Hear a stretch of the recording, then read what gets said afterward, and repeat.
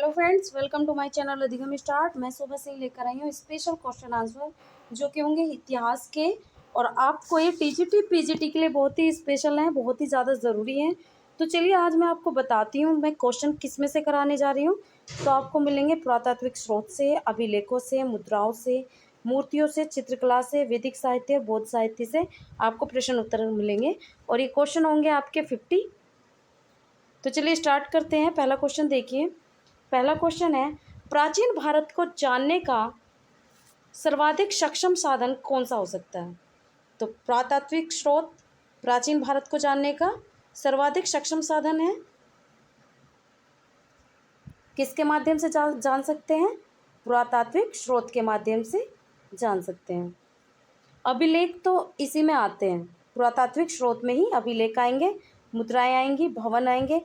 क्योंकि ये पुरातात्विक स्रोत है ना, पहले इसके बारे में पता चला ना। स्रोत में क्या आएगा? अभिलेख, मुद्राएं, भवन। इसके माध्यम से ही अभिलेखों को जाना गया, मुद्राओं को जाना गया, भवन के बारे में पता चला। नेक्स्ट देखिए, क्वेश्चन है, प्राचीन भारतीय इतिहास को जानने का सबसे बहुमूल्य साधन कौन सा है। सबसे बहुमूल्य साधन जिसे बहुत अच्छी तरीके से भारतीय इतिहास को जानने का, भारतीय इतिहास को जानना आसान रहा। सही जवाब होगा अभिलेख। अभिलेखों के माध्यम से पता चला कि हाँ, लेखों में क्या लिखा गया है, किस बारे में बात की गई है, क्या कहा गया है, उनको पढ़ा गया, उन लेखों को पढ़ा गया और उसके बारे में पता लगाया गया। तो प्राचीन भारतीय इतिहास को जानने का बहुमूल्य स्रोत कौन सा है? अभिलेख है। नेक्स्ट क्वेश्चन देखिए, थर्ड, अभिलेखों के अध्ययन को क्या कहते हैं। जब अभिलेखों को पढ़ा गया तो उसके अध्ययन को क्या कहा जाता है, मतलब क्या बोला जाता है? अभिलेख शास्त्र, लेखा शास्त्र, अध्ययन शास्त्र या पुराभिलेखा शास्त्र। तो सही जवाब होगा पुराभिलेख शास्त्र कहा जाता है।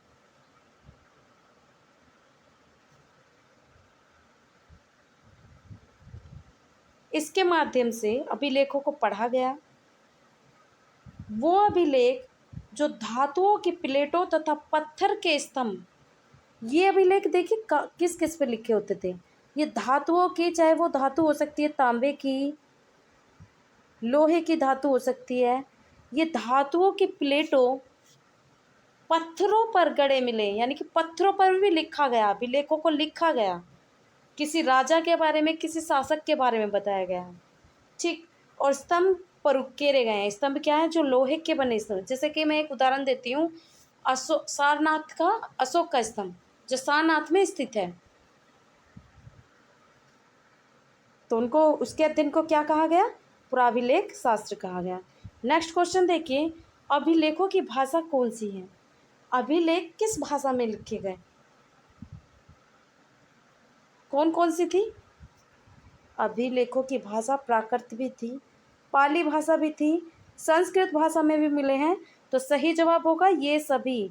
तो अभिलेखों की भाषा कोई भी हो सकती थी, कोई एक भाषा नहीं थी कि हाँ केवल एक भाषा में मिले, ये कई भाषाओं में मिले। वो दक्षिण भारत की जितनी भी भाषाएं थी उनमें भी मिले हैं। और कुछ अभिलेख तो दो भाषाओं में मिले हैं और कुछ अभिलेख विदेशी भाषा में मिले हैं। तो अभिलेखों की भाषा कोई भी हो सकती थी। अगर क्वेश्चन आए कि कैसी थी, विदेशी थी, देसी थी, दक्षिण भारत की थी, कौन सी थी, प्राकृत थी, पाली थी, संस्कृत थी और बाद में आ गए ये सभी, तो आप लगाएंगे यह सभी। नेक्स्ट क्वेश्चन है, अशोक के स्तंभ लेख किस लिपि में मिले हैं। अभी मैंने बताया था, एक उदाहरण दिया था। अशोक का जो स्तंभ लेख है, जो स्तंभ जो लोहे के बने हुए हैं, गड़े हुए हैं, लोहे के एक खंबे टाइप के गड़े हुए हैं और उस पर लिपि लिखी गई है, शासक के बारे में लिखा गया है, तो वो किस भाषा में मिले हैं? तो वो भाषा कौन सी है?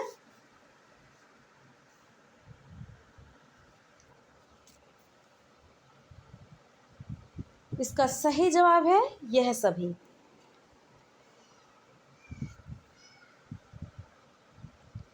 मीन्स देखिए ये कई भाषाओं में लिखे मिले हैं, जिसमें ग्रीक है, अरमाइक है, खरोष्टी है, ब्राह्मी है। ग्रीक, अरमाइक, खरोष्टी, एक भाषा है खरोष्टी।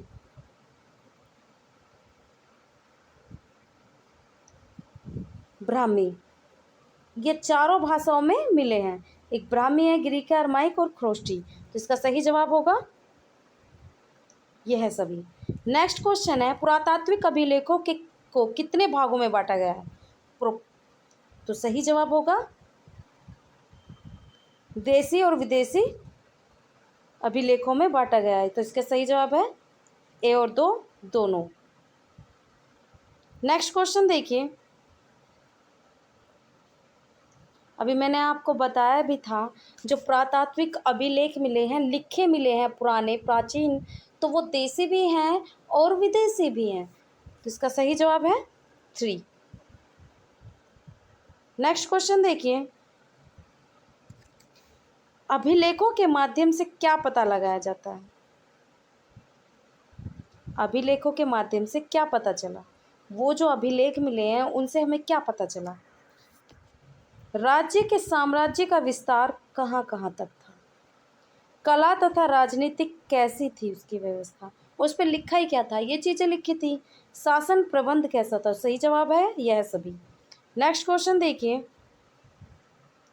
अशोक के इलाहाबाद स्तंभ पर किसके लेख मिले हैं? अशोक का स्तंभ लेख इस इलाहाबाद में भी मिला है, सारनाथ में भी मिला है, जो मैंने अभी बताया आपको, कई जगह पर मिला है। तो इलाहाबाद स्तंभ लेख किसके लेख मिले हैं?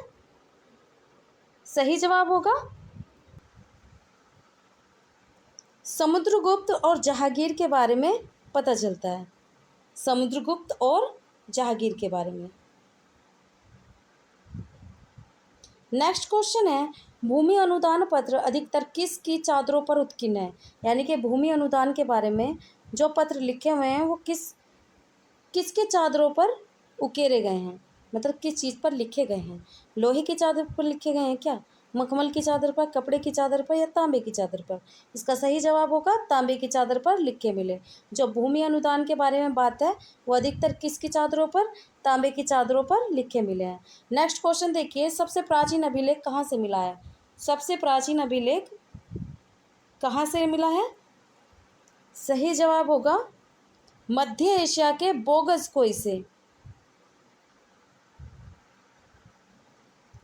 मध्य एशिया के बोगसकोई से मिला है। और ये मिला कब था? 1400 ईस्वी पूर्व में। 1400 ईस्वी पूर्व में मिला था। और इस अभिलेख से पता क्या चला था? इस अभिलेख से पता चला आर्य भारत में कब आए। आर्य भारत कब आए? किस अभिलेख से पता चला? बोगसकोई अभिलेख से। और ये कहाँ पर है? ये मध्य एशिया के बोगसकोई नामक स्थान से पता चला। नेक्स्ट क्वेश्चन देखिए, बोगसकोई अभिलेखों से भारत आने वाले विदेशी की तिथि सुनिश्चित होती है। किस विदेशी की तिथि सुनिश्चित हुई है? तो इसका सही जवाब है, मैंने अभी बताया था, आर्यों के आने की तिथि पता चली है कि वो कब आए थे। भारतीय क्षेत्र में आर्यों के भारतीय क्षेत्र में आने की तिथि सुनिश्चित हुई है। और इसी अभिलेख में पता चला है, किस अभिलेख में? बोगसकोई अभिलेख में किस किस के बारे में पता चला है? इसके बारे इस अभिलेख से एक चीज़ और पता चली है, वो क्या? वैदिक देवताओं, जो वैदिक देवता थे हमारे, कौन? इंद्र, वरुण, मित्र और नासत्य। इंद्र, वरुण, मित्र और नासत्य, इनकी चर्चा भी किस अभिलेख में मिली है? बोगसकोई अभिलेख से प्राप्त हुई है। नेक्स्ट क्वेश्चन देखिए, ईरान से प्राप्त एक अभिलेख ईरान से मिला, ईरान से प्राप्त नक्श रुस्तम अभिलेख से किन संबंधों की जानकारी मिलती है? ईरान से एक अभिलेख प्राप्त हुआ है जिसका नाम है नक्श ए रुस्तम। इस अभिलेख से भारत के किन संबंधों की जानकारी मिलती है? दक्षिण एशिया संबंधों की, पश्चिम एशिया संबंधों की, उत्तर एशिया संबंधों की या पूर्व एशिया के संबंधों की जानकारी मिली है? किसकी जानकारी मिली है? तो इसका सही जवाब है पश्चिमी एशिया संबंधों की जानकारी मिलती है। भारत के पश्चिमी एशिया से क्या संबंध थे? तो ये ईरान से प्राप्त नक्श रुस्तम से जानकारी मिलती है। नेक्स्ट क्वेश्चन देखिए। नेक्स्ट क्वेश्चन है मुद्राओं के अध्ययन को क्या कहा जाता है? अब ये मुद्राएं भी मिली हैं और उनके अध्ययन को क्या कहा गया है? तो मुद्राओं के अध्ययन को क्या कहा जाता है? सीधा सीधा सा आंसर है मुद्रा शास्त्र कहा जाता है। मुद्राओं के अध्ययन को मुद्रा शास्त्र कहा जाता है।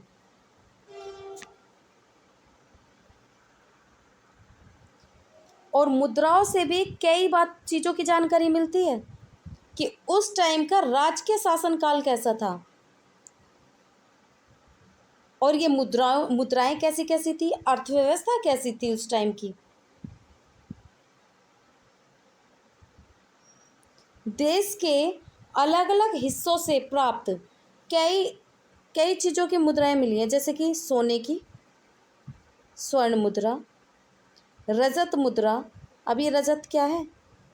आधा सोना और आधा चांदी। और ताम्र मुद्रा यानी कि तांबे की मुद्रा।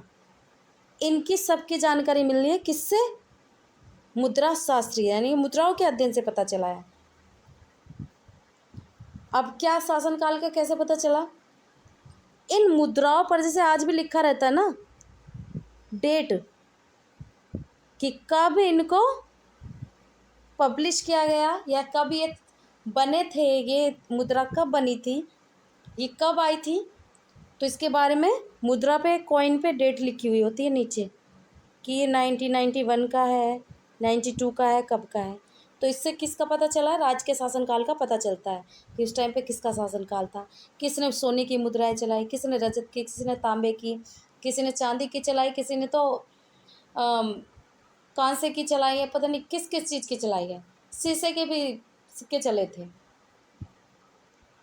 नेक्स्ट देखिए,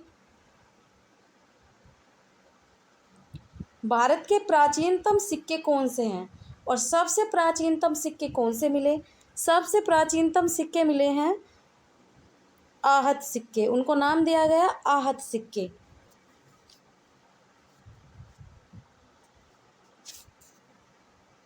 सबसे प्राचीन सिक्कों को क्या नाम दिया गया? आहत सिक्के।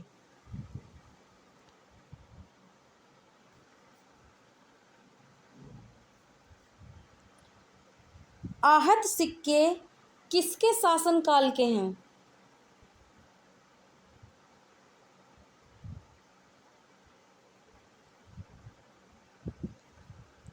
ईसवी पूर्वी 5वीं शताब्दी के हैं।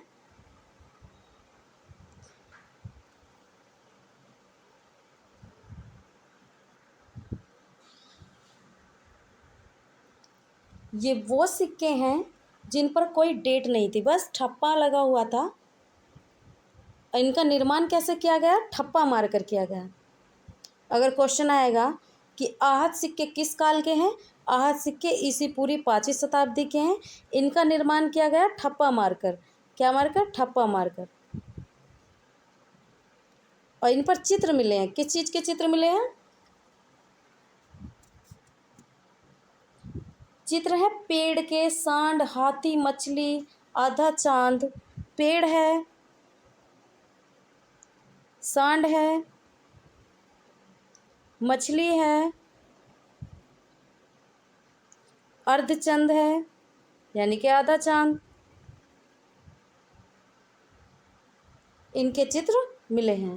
नेक्स्ट क्वेश्चन देखिए, आहत सिक्कों की सबसे पुरानी नीतियाँ यानी कि सबसे पुरानी नीतियाँ कहाँ से मिली हैं? आहत सिक्के सबसे पुराने कहाँ से मिले हैं? उत्तर प्रदेश के मगध से मिले हैं। उत्तर प्रदेश के मगध से मिले हैं। क्या मिले हैं? आहत सिक्के। नेक्स्ट क्वेश्चन देखिए, हिंदी यवन, ये हिंदी यमुना नहीं है, ये हिंद यवन है। हिंद यवन, हिंदी यवनों ने भारत में सिक्का निर्माण की कौन सी विधि अपनाई? हाई विधि, डाई विधि, हाई विधि, पाई विधि, कौन सी विधि अपनाई? हिंद यवनों ने भारत में सिक्का निर्माण किया और कौन सी विधि अपनाई? डाई विधि अपनाई। इसके बाद इनका प्रचलन होने लगा। भारत में सबसे पहले हिंद यवनों ने सिक्के का निर्माण किया और डाई विधि का प्रचलन किया और सिक्के सांचे में ढलने लगे। सिक्कों का एक सांचा बनने लगा और वो सिक्के सांचे में ढलने लगे। उनकी कलात्मक मतलब इस चीज़ को ज़्यादा महत्व दिया गया। पहले सिक्के क्या थे कि उनका कोई आकार नहीं था, कोई छोटा था, कोई बड़ा था। उसके बाद ये सिक्के सांचे में ढलने लगे और इनकी जो कला थी उसको देखते हुए इनकी डिमांड ज़्यादा हुई। अब राजाओं के नाम भी लिख कर आने लगे, देवताओं के नाम भी, और उन पर तिथियाँ भी आनी शुरुआत हो गई। कौन सी विधि के बाद? डाई विधि के बाद। नेक्स्ट क्वेश्चन देखिए, अभी क्वेश्चन आएगा कि हिंद यवनों ने भारत में सिक्का निर्माण की कौन सी विधि अपनाई? तो डाई विधि अपनाई। और डाई विधि के बाद क्या हुआ? सिक्के सांचे में ढलने लगे और इसके बाद प्रचलन हो गया देवताओं के नाम, शासकों के नाम, और किस तिथि को ये बना था उसका भी नाम आने लगा। नेक्स्ट क्वेश्चन देखिए, उत्खनन मूर्तियों से हमें किस बात की जानकारी मिलती है? जो उत्खनन किया, जो खोदा गया ज़मीन को और मूर्तियाँ प्राप्त हुई, तो इस चीज़ से हमें किस बात की जानकारी मिलती है? ये बहुत ही आसान क्वेश्चन है। क्या धार्मिकता का पता चलता है, आर्थिकता का, नागरिकता का, या रोजगार का? अब इसमें से तो ये कोई सा भी नहीं है, तो जाहिर सी बात है धार्मिकता का ही पता चलता है, क्योंकि मूर्तियों से हमारे धर्म का पता चलता है। नेक्स्ट क्वेश्चन देखें, प्राचीन काल में मूर्तियों का निर्माण किस काल से प्रारंभ हुआ? जो प्राचीन काल था उसमें मूर्तियों का निर्माण ज़्यादा हुआ, तो वो मूर्तियों का निर्माण किस काल से हुआ? सीधा सीधा कुषाण काल से। गांधार कला और मथुरा कला इन्हीं की शैली है। कुषाण काल से मूर्तियों का निर्माण होना चालू हुआ, कुषाण काल से। नेक्स्ट क्वेश्चन देखिए, चित्रकला के माध्यम से क्या पता चलता है? अभी चित्रकला से क्या पता चलता है? चित्र मिले हैं अगर किसी चीज़ के, तो क्या पता चलेगा? धार्मिकता का पता चलेगा क्या? स्पष्टता का, भावुकता का, या दयालुता का? जब कोई चित्र बना होगा, कोई चित्र उकेरा गया होगा, उसका फेस, उसकी क्या डायरेक्शन, वो कैसा है, किस मुद्रा में खड़ा है, किधर देख रहा है, तो ये किस चीज़ को दर्शाता है? इसका सही जवाब है भावुकता का पता चलता है कि उसमें क्या भाव है। नेक्स्ट क्वेश्चन देखिए, भीमबेटका की गुफाएं कहाँ पर स्थित है? सभी को मालूम है भीमबेटका की गुफाएं कहाँ पर होंगी? मध्य प्रदेश में स्थित है। भीमबेटका की गुफाएं मध्य प्रदेश में स्थित है। नेक्स्ट क्वेश्चन देखिए, अजंता तथा बाघ की गुफाएं कहाँ पर स्थित है? अजंता तथा बाघ की गुफाएं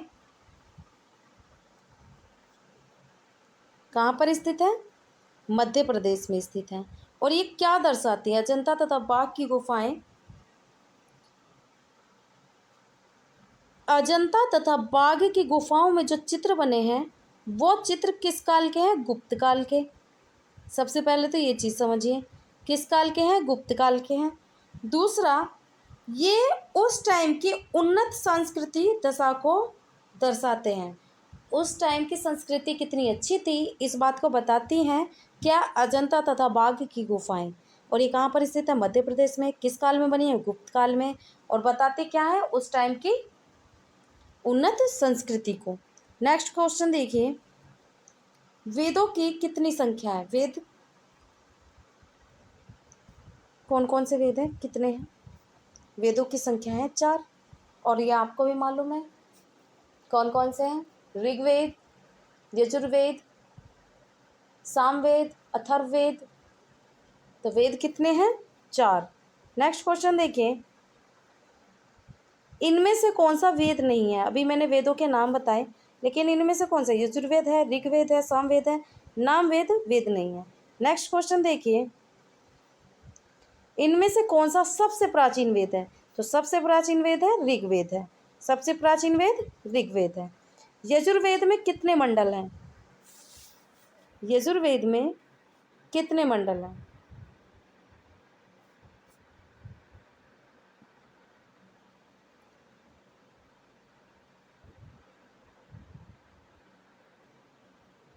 इसको यजुर्वेद नहीं ऋग्वेद कर लीजिए।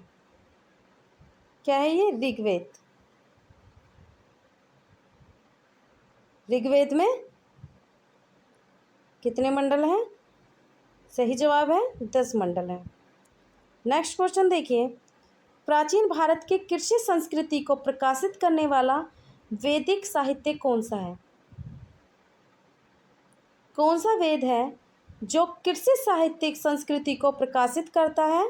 तो इसका सही जवाब है यजुर्वेद कृषि संस्कृति को प्रकाशित करने वाला वैदिक साहित्य है।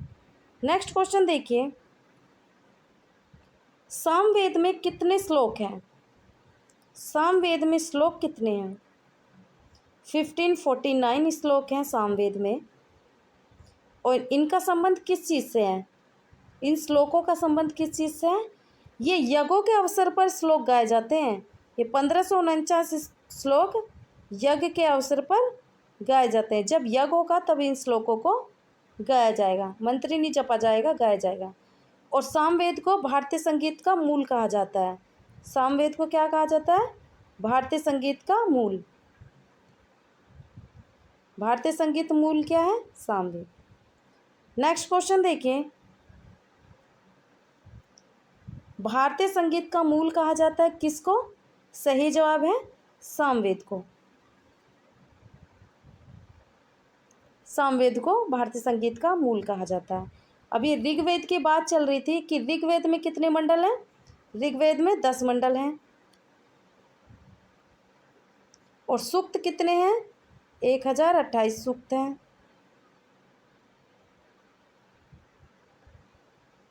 श्लोक कितने हैं? 10,580।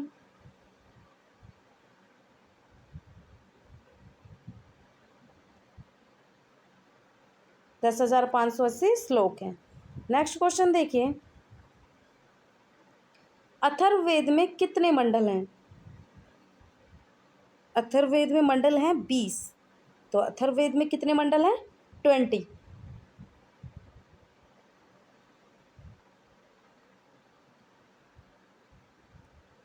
नेक्स्ट क्वेश्चन देखिए, वेदों के बाद किसकी चर्चा होती है? वेदों के बाद चर्चा होती है उपवेद की। तो वेदों के बाद किसकी चर्चा हुई? उपवेद की चर्चा हुई। नेक्स्ट देखिए, वेदों की रचना वैदिक काल के बाद कब हुई? वेदों की जो रचना हुई थी वो वैदिक काल के बाद कब हुई? जब वैदिक काल चल रहा था तो कब हुई?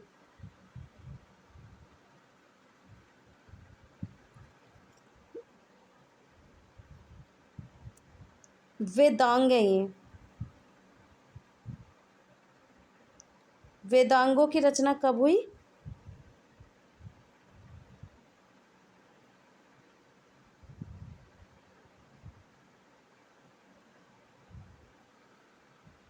वैदिक काल के शुरुआत में, वैदिक काल के बीच में, वैदिक काल के अंत में, या इसमें से कोई नहीं?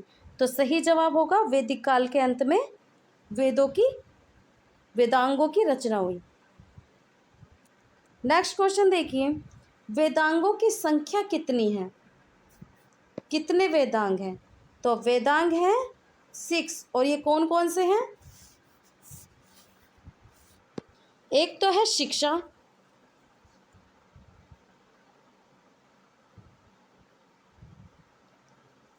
एक है कल्प,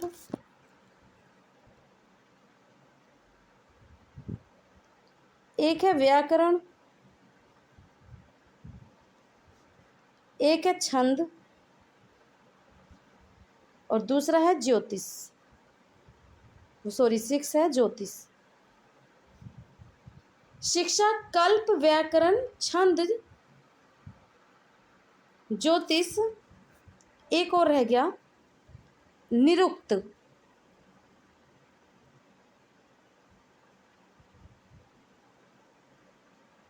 शिक्षा, कल्प, व्याकरण, छंद, निरुक्त, ज्योतिष, ये क्या है? वेदांग।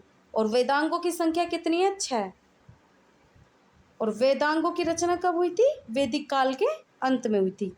नेक्स्ट क्वेश्चन देखिए, शिक्षा, कल्प, व्याकरण, निरुक्त, छंद तथा ज्योतिष क्या है? ये सब वेदांग हैं। 1 2 3 4 5 6, ये सभी वेदांग हैं। नेक्स्ट देखिए, सबसे महत्वपूर्ण ब्राह्मण ग्रंथ कौन सा है? सबसे महत्वपूर्ण ब्राह्मण ग्रंथ है शतपथ ब्राह्मण। उपनिषद क्या है?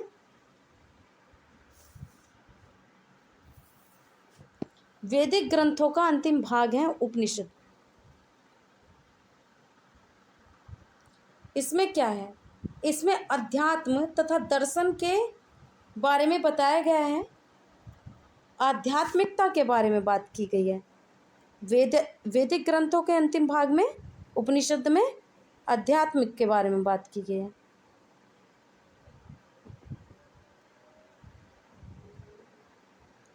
नेक्स्ट देखिए, उपनिषदों की संख्या कितनी है? उपनिषदों की संख्या है 108।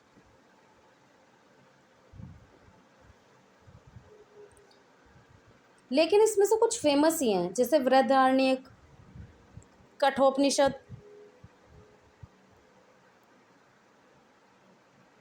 अभी पेन में तो ठीक से चल नहीं रहा है। कठोपनिषद, बृहदारण्यक, छांदोग्य उपनिषद, मुंडकोपनिषद, ये सभी क्या हैं? ये सभी वेदांग हैं, यानी कि उपनिषद है, सॉरी। और संख्या कितनी है? 108। उपनिषद में कौन कौन से हैं? ये मैंने अभी बताया था आपको। बृहदारण्यक उपनिषद, कठोपनिषद, मुंडकोपनिषद या छांदोग्य उपनिषद।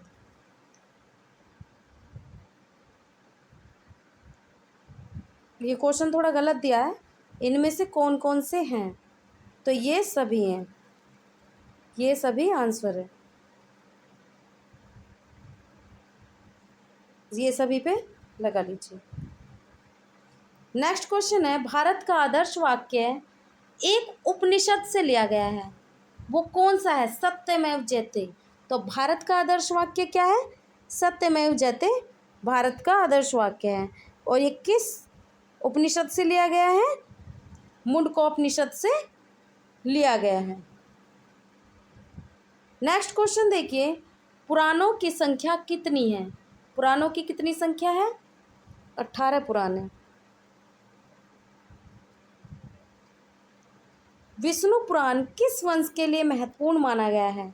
विष्णु पुराण, विष्णु पुराण मौर्य वंश के लिए महत्वपूर्ण माना गया है और शुंग वंश के लिए वायु पुराण,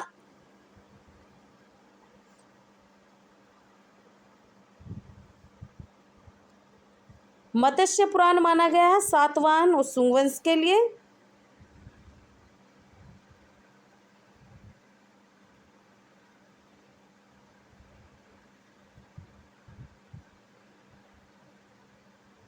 सातवाहन और शुंग वंश के लिए।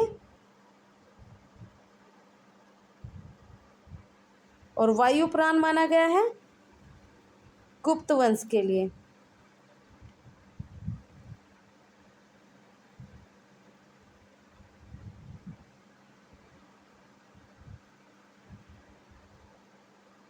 कुषाण वंश के लिए कोई पुराण नहीं माना गया। बौद्ध साहित्य का कौन सा भाग नहीं है?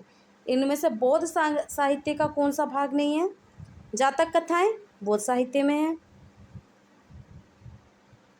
त्रिपिटक सुत पिटक, विनय पिटक, अभिधम पिटक, ये भी। 3 निकाय भी किसके लिए हैं? निकाय भी बौद्ध साहित्य के लिए। 3 रत्न नहीं है, त्रिरत्न नहीं है। और त्रिरत्न है क्या? सम्यक दर्शन, सम्यक आचरण,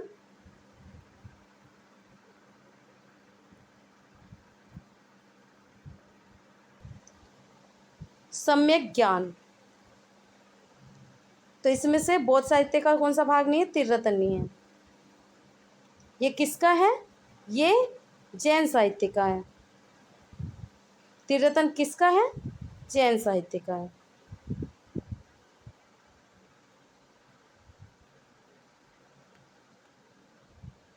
सम्यक दर्शन, सम्यक आचरण,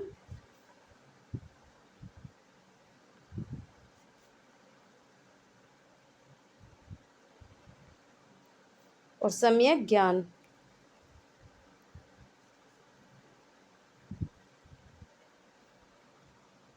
ये सभी जैन साहित्य में है। नेक्स्ट क्वेश्चन देखिए, बौद्ध साहित्य में वर्तमान में कितने जातकों की चर्चा मिलती है? 549, 549 जातकों की चर्चा मिलती है। जातक हैं क्या? बौद्ध के पूर्ण जन्म, इसमें इन जातकों में बताया गया है बौद्ध के पुनर्जन्म के बारे में। पुनर्जन्म के बारे में बताया गया है। किसमें? जातक कथाओं में बौद्ध के पुनर्जन्मों के बारे में बताया गया है, जिसमें प्राचीन भारतीय समाज की प्रवृत्तियों के बारे में बताया गया है। और वर्तमान में कितने जातकों की चर्चा मिलती है? 549। नेक्स्ट क्वेश्चन देखिए, जातक कथाओं में क्या बताया गया है? तो इसमें बताया गया है गौतम बुद्ध के पुनर्जन्म के बारे में। नेक्स्ट क्वेश्चन देखिए, गौतम बुद्ध के पिटकों में क्या शामिल नहीं है? सुत पिटक है, अभिधम पिटक है, विनय पिटक है। अब ये महाधम्म पिटक नहीं है, तो सही जवाब होगा महाधम्म पिटक। नेक्स्ट क्वेश्चन देखिए, त्रिपिटक की भाषा कौन सी है? त्रिपिटकों की भाषा कैसी है? क्या हिंदी है? संस्कृत है? सही जवाब है पाली। प्राकृत भी नहीं है। तो त्रिपिटक की भाषा कौन सी है?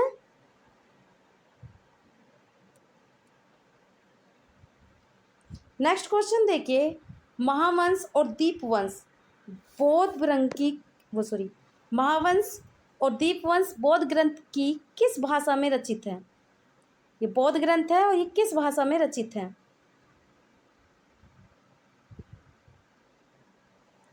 सही जवाब है पाली भाषा में।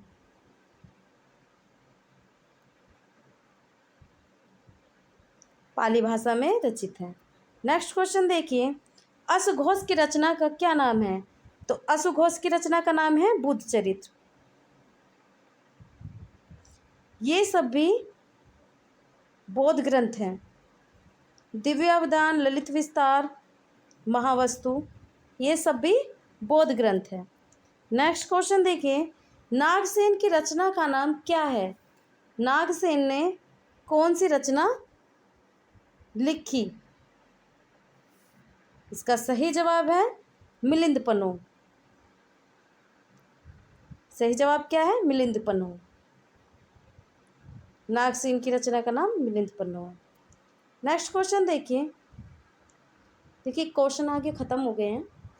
मैंने 50 क्वेश्चन कराए थे। तो आज की क्लास आपको अच्छी लगी तो लाइक करिए, कमेंट करिए, शेयर करिए ज़्यादा से ज़्यादा। चैनल को सब्सक्राइब कर लीजिए ज़रूर। तो चलिए, थैंक यू।